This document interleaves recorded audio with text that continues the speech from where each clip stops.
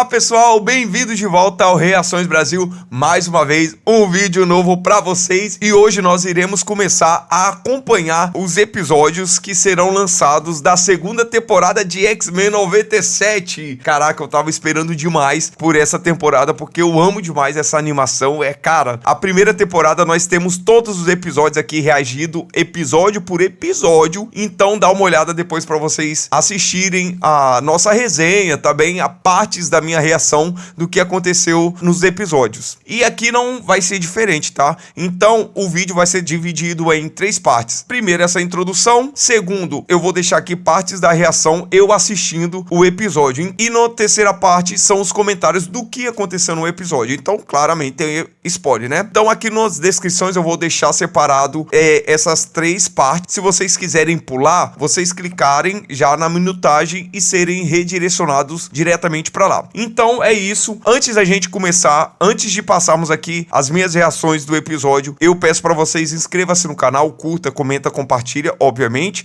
mas também ativa as notificações para vocês receberem os outros episódios que eu irei lançar logo após este primeiro, beleza? E os outros também que serão depois lançados todas as quartas-feiras. E claro, comenta aqui também o que vocês estão achando, a expectativa de vocês, o que eu deixar passar, vocês comentam aqui, porque sempre os comentários de vocês me ajudam e me redireciona caso eu saia do caminho ou não entenda algum personagem, algumas sacadas vocês sempre têm aqui me fortalecido. Então vamos logo lá para a reação do episódio. Lembrando que logo depois tem os comentários, vocês podem acessar aqui diretamente na minutagem na descrição. Então vamos lá, primeiro episódio de X-Men 97. Estamos olhando para 2 das eras mais sombrias da humanidade.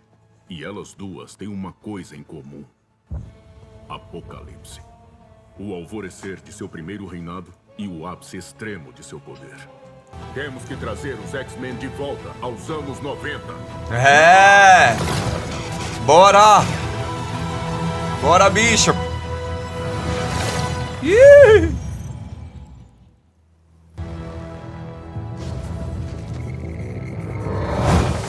Ei! Revela-se, mutante. Eu sou Vapúria de nosso Senhor e Salvador, Apocalipse. Olha!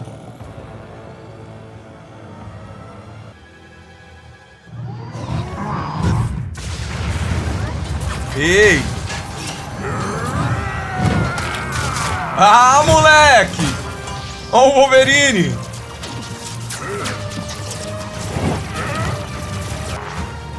Ih! Ah, as garras de osso, né? Meu querido amigo. Ih!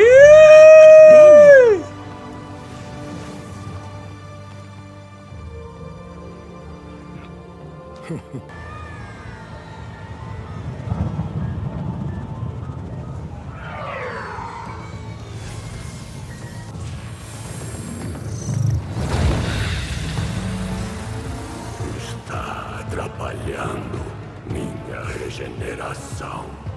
Lorde Apocalipse, eu trago ótimas notícias. Localizamos um novo receptáculo em potencial para o Senhor. Quem é Cable? Ei!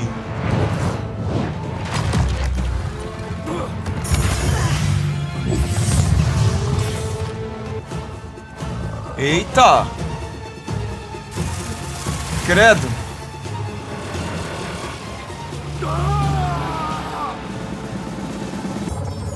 Caracas!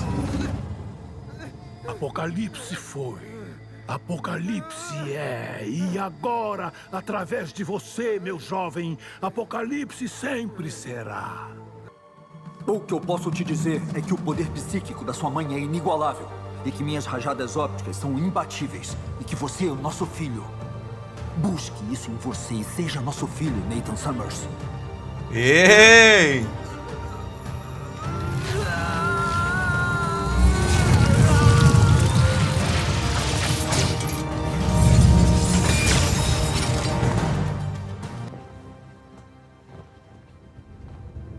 Chamas do sol, fonte de toda a criação.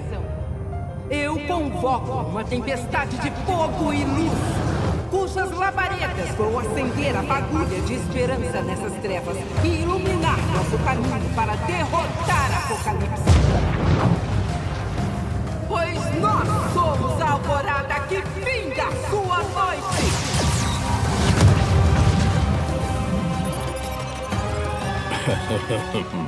Pela deusa. Na nossa época, somos chamados de X-Men. Céticos, congelem seus corações frios. Olha! Ah, moleque! Olha o Morph aí, ó. Ê, moleque!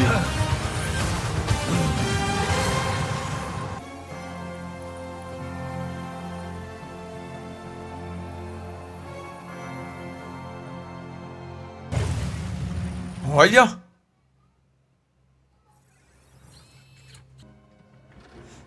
Enquanto eu crescia, todo mundo me disse que eu nasci para matar o Apocalipse. Mas sempre que eu acho que enterrei ele, o desgraçado sai rastejando de uma nova era.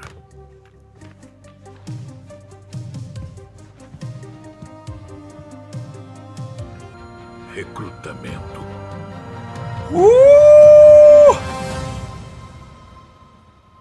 Caracas!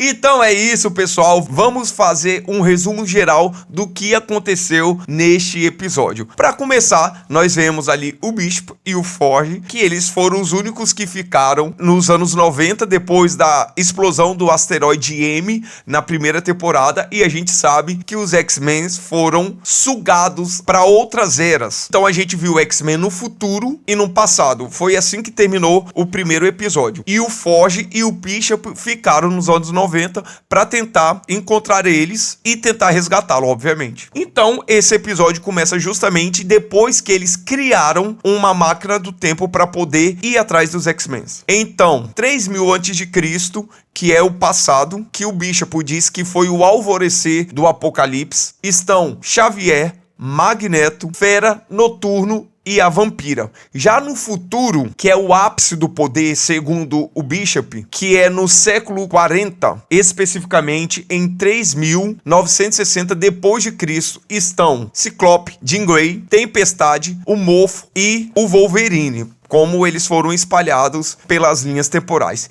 E aqui nesse episódio, a gente fica com a dúvida: quem puxou eles e quem dividiu eles para essas eras? Obviamente que na primeira temporada a gente viu que teve uma cena pós-crédito, né, do Apocalipse chegando no presente, também nos anos 90. Então era X-Men no passado, no presente e no futuro. O Apocalipse nessas três eras. E a pergunta a se fazer é: quem foi que tirou eles dos anos 90 e dividiu eles entre o passado e o futuro?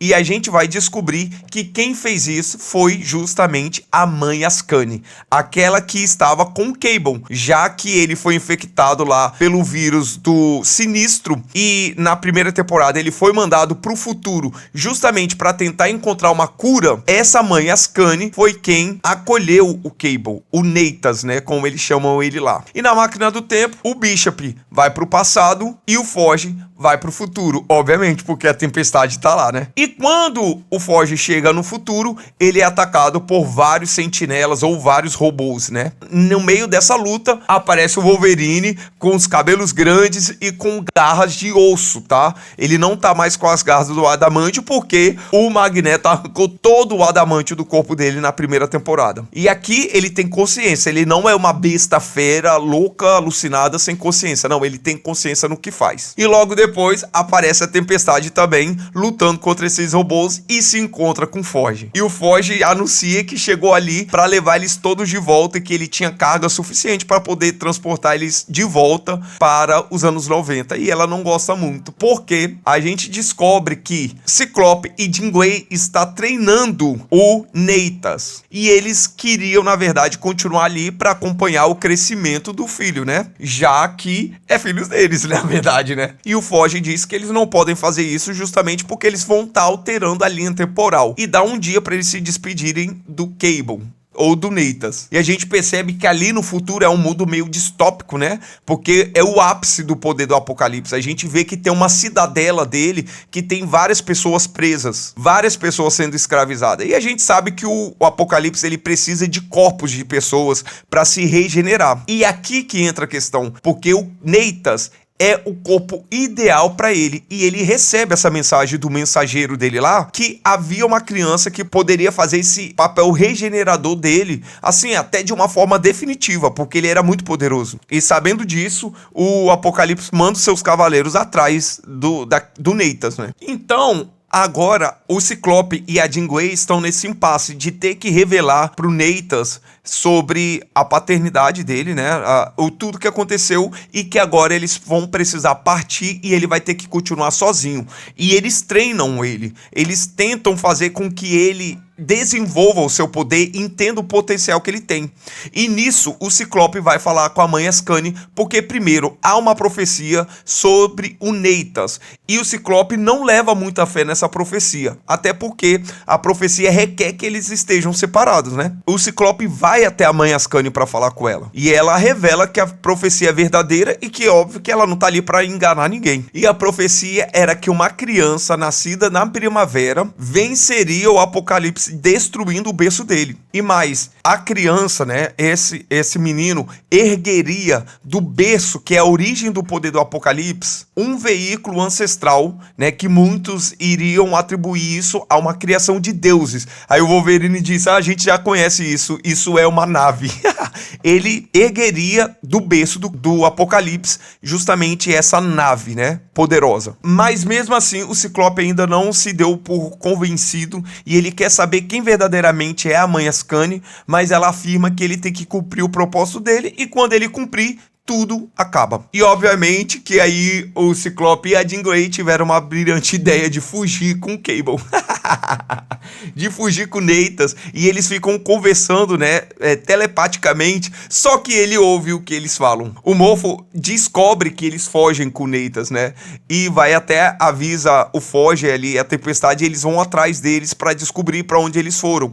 Só que nesse momento eles são atacados. A Jean, o Ciclope e o Neytas, justamente lá pelos Cavaleiros do Apocalipse, e são capturados porque fizeram o que não era para ser feito, né? É interessante que nessa hora a mãe Ascani disse que eles estavam tentando, né, tipo assim, burlar a profecia, mas a Tempestade até disse: será que isso não faz parte do que foi profetizado? Será que isso não faz parte do propósito que eles estejam lá dentro? Só que aí a mãe Ascani diz que se eles entram na cidadela, tudo dá errado, porque a cidadela do Apocalipse é impenetrável, mas o Foge diz que conseguiria alcançar a nave, até porque ela é guiada por campo eletromagnético, né? Ela não encosta no chão, então ele conseguiria reacender o poder de uma nave para poder fazer um salto até eles, mas ele precisaria de uma força tipo de uma estrela. E a mãe Ascani diz que a Tempestade tinha o poder e a capacidade de invocar uma tempestade solar. E a Tempestade diz que ela não tinha essa capacidade, mas ela diz que sim, porque na linha temporal dela, ela fazia isso. Cara, e a mãe Ascani revela que isso tudo foi a armação dela.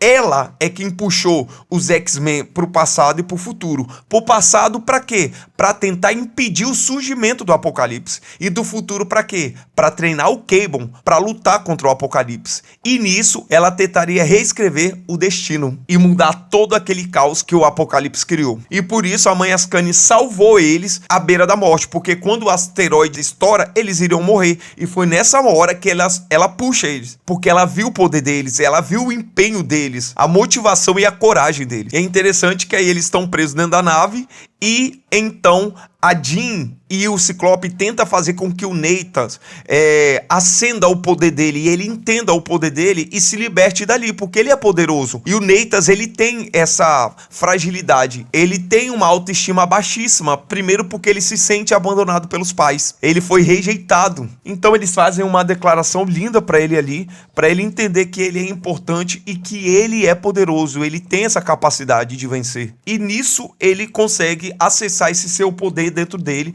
e ele destrói aquelas amarras, aquela prisão que eles estavam, né? Liberta a Jean e o Ciclope também, e logo depois são atacados por robôs, que provavelmente são um tipo de sentinelas.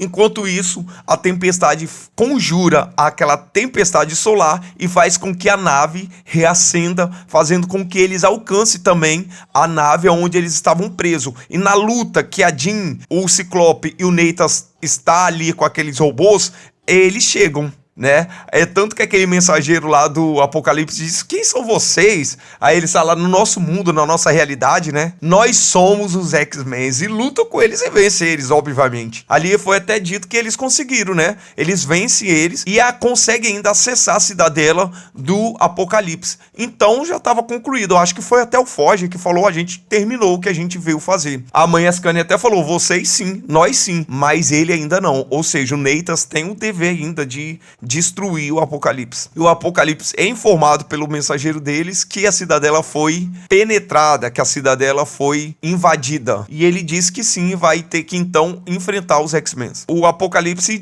simplesmente diz que em 1990 o destino deles já está selado. E simplesmente some, vai embora. Será que isso tem conexão com a cena pós-crédito do último episódio da temporada passada? Porque o Apocalipse aparece do nada. Então provavelmente é uma ligação com essa cena. E então, como eles conseguem tomar conta daquela cidadela, eles libertam todos os prisioneiros, porque ali havia prisioneiros, milhares e milhares de pessoas prisioneiras. E o Cable, o Neytas até disse: eles precisam de um líder. E o Ciclope diz pro Neytas que os bons homens não buscam liderança, eles são convocados por essa liderança. Ou seja, ele tem que ser o líder deles. E a gente vê ele assumindo isso ali, né? A mãe Ascani e a Tempestade leva ele lá pro centro daquela cidadela lá, para ele receber o poder, o braço mecânico dele fica mais poderoso. E logo depois a cena já muda para o Cable adulto, né? E é interessante que o Cable adulto, ele fala coisas que deixam uma pulga atrás da orelha. Ele disse que cresceu ouvindo dizer que ele foi escolhido para matar o Apocalipse, para destruir o Apocalipse. Mas o Apocalipse sempre consegue fugir de uma era, de uma nova era ou de uma era para outra. E a gente vê que, no caso, o Cable ainda não conseguiu destruir o Apocalipse. Aí eu não tenho certeza, eu não consigo ter certeza em qual época o Cable tá falando isso. Se aquilo é anos 90 ou uma outra linha temporal. Só que aí ele diz que os únicos que sobraram foram eles, e aparece a Psylocke, a Psylocke e o anjo, o arcanjo, os únicos que estão ali junto com o Cable. E ele diz que então terá que recrutar novas pessoas e abre uma pasta que tem a foto da Jubileu e do Roberto. A Psylocke diz que pegou um sinal do último cavaleiro do Apocalipse. Aí a pergunta que fica é: será que esse cavaleiro não é o Gambit? Porque a gente sabe que o Gambit vira um cavaleiro do Apocalipse. Então, provavelmente, a Psylocke deve estar falando do Gambit, mas a gente vai descobrir isso nos outros episódios. O episódio termina justamente com essa ponta aberta. Eles terão que recrutar novas pessoas para lutar com o Apocalipse. O Cable cresce e a gente não sabe o que acontece nesse meio tempo, mas ainda ele estando adulto ainda, ele não conseguiu matar ou vencer o Apocalipse. Complicado, não é verdade? Então vamos ver como vai se dar esse recrutamento. Aí a gente vai ver provavelmente no próximo episódio sobre a galera que ficou lá no passado, porque aqui focou só no futuro. Então vamos ver o que vai acontecer, a batalha que eles vão enfrentar no passado também. E é isso, pessoal. Cara, eu tô gostando demais, tá? Eu acho que esse primeiro episódio já começou bem agitado. Já começou com muita ação e uma pegada muito misteriosa que a gente já fica pensando, cara, o que vai acontecer?